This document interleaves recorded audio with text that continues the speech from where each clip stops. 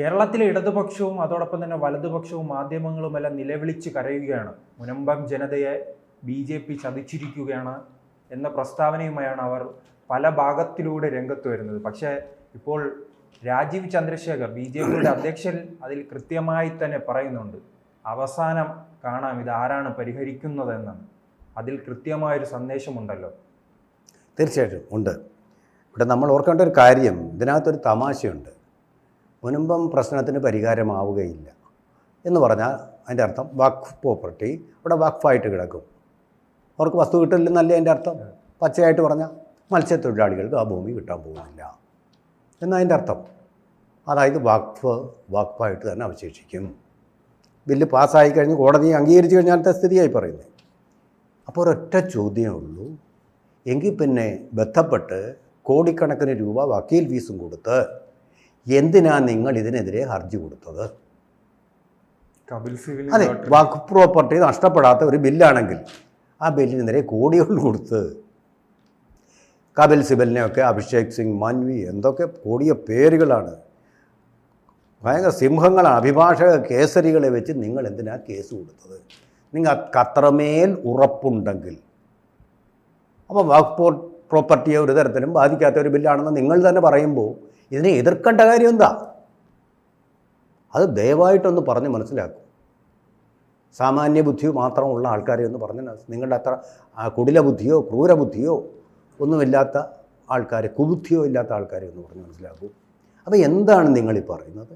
അത് ഇത് പരിഹരിച്ചെങ്ങനെയും പോകുമോ BJP-യാൽ എന്നുള്ള ഒരു പേടിയാണ് നിങ്ങൾക്കുള്ളത്. ആശാസമരത്തിൽ സ്വീകരിച്ചിരിക്കുന്ന അതേ മനോനില തന്നെ, അതായത് ആശമാരെ കൊണ്ട്, അതായത്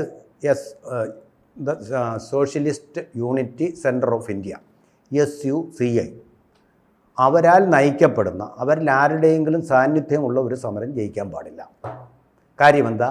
ഈ സൂസി എന്ന് പറയുന്ന SUCI ആണ് ബംഗാളിൽ മാർക്സിസത്തിൻ്റെ പതനം നിർവഹിച്ചത്, പതനം നടപ്പാക്കിയത്. മമതാ ബാനർജിയൊക്കെ പിന്നേ ഉള്ളൂ. നന്ദിഗ്രാമിലെ സമരത്തിലൂടെ SUCI എന്ന് പറയുന്ന സംഘടനയാണ് CPM-നെ ഇനി ഒരിക്കലും തിരിച്ചു വരാനാവാത്ത വിധം അവിടെ ഇല്ലാതാക്കിയത്.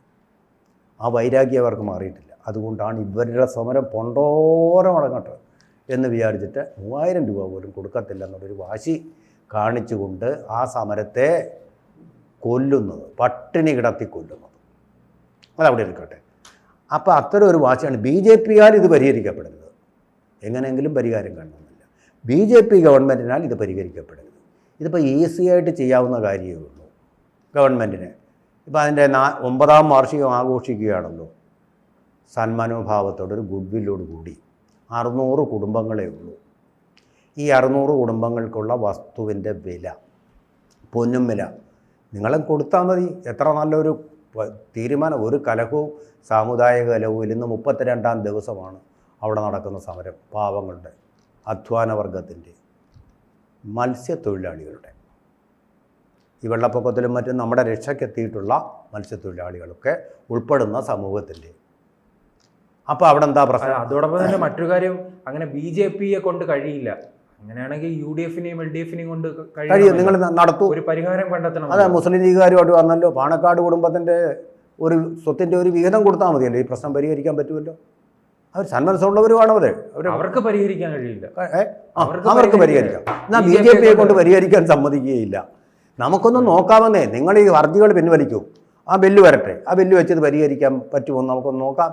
ഒരു ചാൻസ് കൊടുക്കുമോ എങ്ങനെയെങ്കിലും ഒന്ന് പരിഹരിക്കാൻ? അതെന്താ നിങ്ങൾ സമ്മതിക്കാത്ത? അതിന് തടസ്സം നിർത്തി ഹർജികൾ കൊണ്ടിടുന്ന ഇപ്പോൾ ഏട്ടിൽ കിടക്കുന്ന നായയുടെ ഒരു ശീലമുണ്ട്, അത് പുല്ല് തന്നില്ല, പശുവിനെ കൊണ്ട് പുല്ല് തീറ്റിക്കുകയില്ല.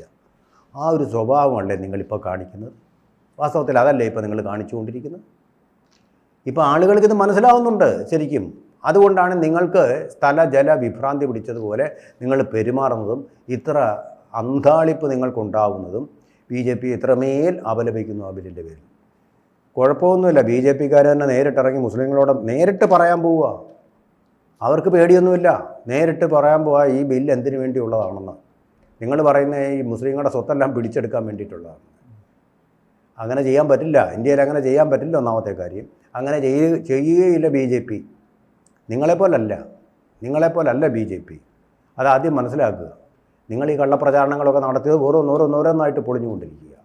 പൗരാവകാശ ബില്ല് മുസ്ലിങ്ങളെ പറഞ്ഞു വിടാനാണെന്ന് നിങ്ങൾ പറഞ്ഞ് പരത്തിയില്ലേ? ആളുകളെ തെരുവിലിറക്കിയില്ലേ? ആരെയാണ് പറഞ്ഞു വിട്ടത്? നിങ്ങളുടെ കള്ളം പൊളിഞ്ഞില്ലേ അന്ന് തന്നെ?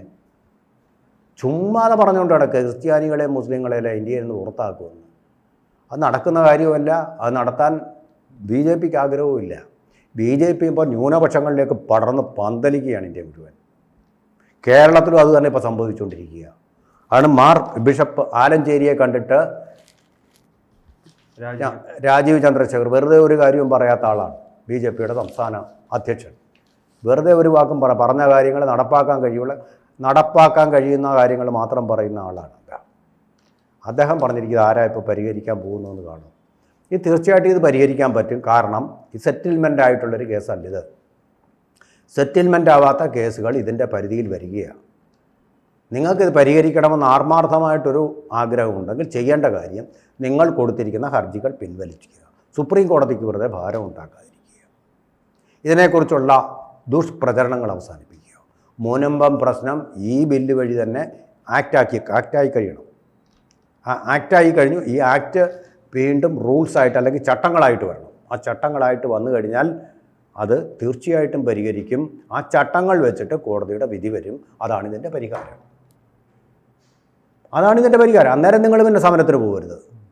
വഖഫ് ബിൽ അനുസരിച്ച് പരിഹരിച്ചു എന്ന് പറഞ്ഞു അത് ചെയ്യാതിരുന്നാൽ മതി. ആ പാവങ്ങൾക്ക് അവരുടെ വസ്തു തിരിച്ചു കിട്ടിക്കോളും. ഇത്രയും ബത്തപ്പാടിനും കഷ്ടപ്പാടിനും ശേഷം ഈ മുനമ്പ സമരവുമായി ബന്ധപ്പെട്ട് അവിടുത്തെ ജനങ്ങൾ മുഴുവൻ BJP അനുകൂലികളാകുമോ എന്നൊരു ഭയപ്പാടായിരിക്കുമോ ഈ നിലവിളിക്ക് പിന്നിൽ? ആയിക്കഴിഞ്ഞല്ലോ. ഇപ്പോൾ തന്നെ കെവിൻ പീറ്റർ വേറെ ഹർജി കൊടുത്തിട്ടുണ്ട്. മുസ്ലിം ലീഗ് കൊടുത്ത ഹർജിക്കെതിരെ ഹർജി കൊടുത്തിട്ടുണ്ട്. ഇത് നടപ്പാക്കണം. അതുപോലെ അത് വേറെ കാര്യമുണ്ട്. 1995 കോൺഗ്രസ് കൊണ്ടുവന്നിട്ടുള്ള ആ അനീതിക്കെതിരെ, നീതിയില്ലാത്ത ബില്ലിനെതിരെ കേസുകൾ കൊടുത്തിരുന്നു സുപ്രീം കോടതിയിൽ. സുപ്രീം കോടതി ഇതുവരെ പരിഗണിച്ചിട്ടില്ല. കോൺഗ്രസ് ഗവൺമെൻറ്റിൻ്റെ കാലത്ത് കൊടുത്ത ഹർജികൾ പരിഗണിച്ചില്ല. BJPയുടെ കാലത്ത് കൊടുത്ത ഹർജികൾ പരിഗണിച്ചു കോടതി. അതാണ് ചെയ്തത്. ഇപ്പോൾ ആ കേസും വീണ്ടും എടുത്തിട്ടുണ്ട്. ആ കേസും വീണ്ടും വരികയാണ്. അല്ലാതെ ഒറ്റപ്പെട്ട മുസ്ലിം ലീഗിന് CPMന് മാത്രമല്ല ഇവിടെ ഹർജി കൊടുക്കാനുള്ള അവകാശമുള്ളത്. എല്ലാവർക്കും ഉണ്ട്. എല്ലാം കോടതി പരിഗണിക്കും. വരട്ടെ നീതിവാക്യം, എഴുതപ്പെടട്ടെ വിധിയിലൂടെ. ആരാണ് ജയിക്കുന്നതെന്ന് നമുക്ക് കാണാം.